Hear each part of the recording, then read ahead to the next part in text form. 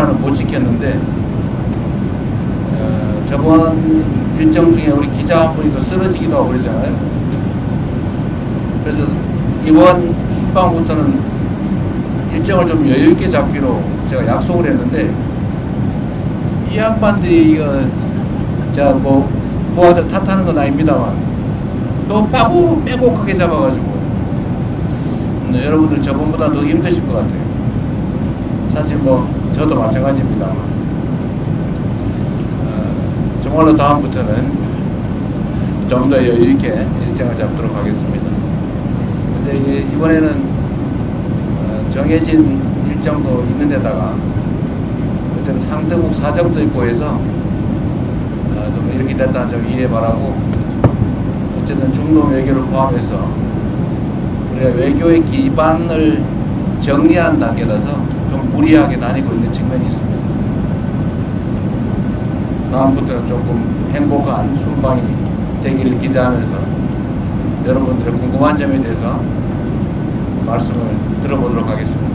네, 손을 들고 질문 있으신 분들 손을 들어주시기 바랍니다. 먼저 CBS 이준규 기자님부터 들어보겠습니다. 네, 대통령님 일주일 동안 성경 순방하시느라 고생 많으십니다. CBS 이준규입니다.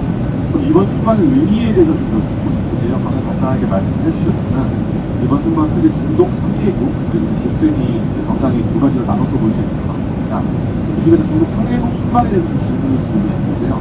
UAE 같은 경우는 강훈식 부서실장이 특사 활동을 하면서 어느 정도 정치학을 공략했었지만 이집트 튀르키예 같은 경우는 뭐 아이스브레이킹이나 라포 형성의 느낌이 다소 강했다 이렇게 보여준 측면이 있습니다. UAE와 이집트 튀르키예 같은 경우는 전통적인 중동의 이제 강호 국가들인데 이번 순방을 이를 국가로 정하신 점이 이제 신정부가 중동 국가의 외교에 어떤 물꼬를 튼다 이렇게 좀 이해하면 되면서 이 부분에 설명해 주시면 감사하겠습니다. 뭐 굳이 더 추가 설명이 필요 없을 만큼 잘 이해하고 계신 것 같습니다. 잠깐 말씀드렸지만 우리가 이제 남아공은 G20 회의 때문에 뭐 당연히 가는 것이고, 근데 중동은 어쨌든 우리 외교의 한 중요한 축입니다. 그리고 이번에 방문하는 3개국은 역시 중동 지역의 핵심 국가죠. 그리고 대한민국과의 역사적 관계도 특별하고, 또 방위산업이라든지 또는 뭐 무역 투자 각종 분야 협력 분야에서 여러 가지 새로운 아이템들도 발굴하고 기존의 협력 관계도 좀 강화할 필요가 있어서 지금 기반을 단단하게 한다는 측면에서 핵심 국가 중심으로 지금 가고 있는 겁니다. 네, 또 질문 있으신 기자분들 문화일보 나인석 기자님. 대통령님 안녕하세요. 문화일보 나인석입니다. 오늘 저는 그 대통령께서 중국, 일본 총리 각각 회동을 하셨습니다. 네.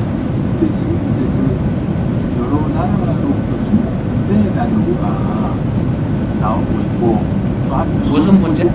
중국 경제, 대중국 경제. 중국 경제. 또 나오고 있고, 또 한편으로는 중국하고 일본의 그 갈등도 네. 격화되고 있는 상황이지 않습니까? 네.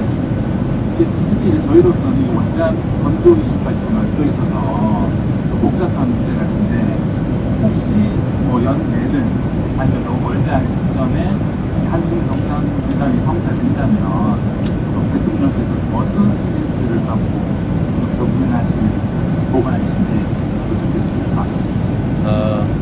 제가 뭐 미국 측에도 얘기하는 거고 중국 정부에도 명확하게 얘기한 거지만, 대한민국의 외교의 기본적 원칙은 한미 동맹을 근간으로 하되 중국과의 관계는 안정적으로 잘 관리한다라는 것입니다.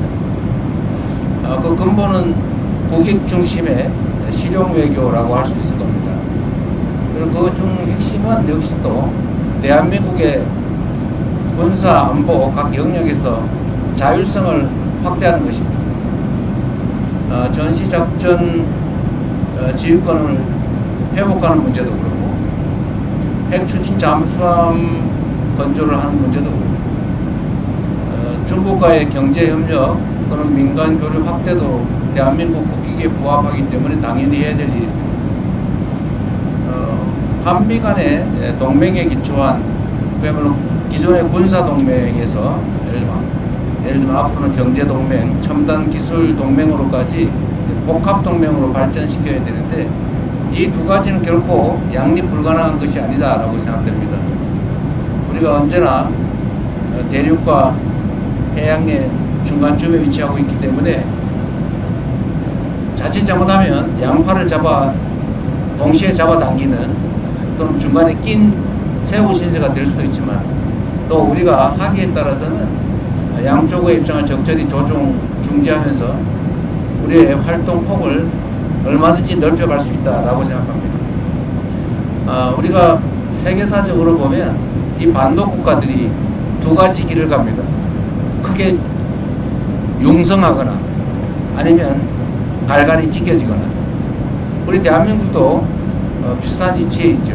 지금 우리는 이 격변한 국제 질서 속에서 우리가 하기에 따라서 우리가 힘을 축적하고 주체적으로 잘 판단하고 자율성을 극대화하고 그리고 국익 중심으로 힘들 때 잘 견뎌내고 또 양쪽의 입장을 잘 활용하면 우리의 외교 지평이 오히려 확 넓어질 수도 있다라고 생각됩니다. 또 이번 새 정부는 그런 길을 향해서 계속 가고 있습니다. 중국의 견제 문제는 뭐 서방 국가들 입장에서는 그중에 특히 미국 입장에서는 중국을 적절하게 견제하고 싶어 하죠. 또 한편으로는 견제하면서도 또 한편으로는 협력할 분야를 찾아서 적극적으로 협력을 하고 있는 게 또 현실입니다. 국가와 국가 간의 관계는 원래 그런 것이죠. 국가와 국가 간의 관계를 일도 양단식으로 올로와 나식, 전부 아니면 전무 이런 식으로 접근하면 결국은 남는 게 하나도 없죠. 중일 갈등 문제에 대해서는 뭐 중국과 일본이 지금 일본 총리의 발언을 놓고 상당히 크게 갈등이 이어지고 있긴 하지만 대한민국 입장에서 현재 상황을 냉철하게 지켜보고 대한민국 국익이 훼손되지 않도록 대한민국 국익이 극대화될 수 있도록 최선을 다해야 되지 않을까 싶습니다. 그래서 오늘 약간 무리하긴 했는데 중국 총리하고 면담도 하고 또 거기에 맞춰서 일본 측에도 특별히 요청해서 일본 측과 균형을 맞춰서 또 정상회담도 간략하게 했습니다. 그 두 정상회담 과정에서 대한민국이 가지고 있는 기본적 입장을 충실하게 잘 설명했고 곡해가 발생하지 않도록 잘 협의해서 지금 뭐 대한민국 입장에서는 크게 어떤 위협 요인이 생기거나 또는 갈등 요소가 추가되거나 그러지는 않다는 말씀을 드립니다.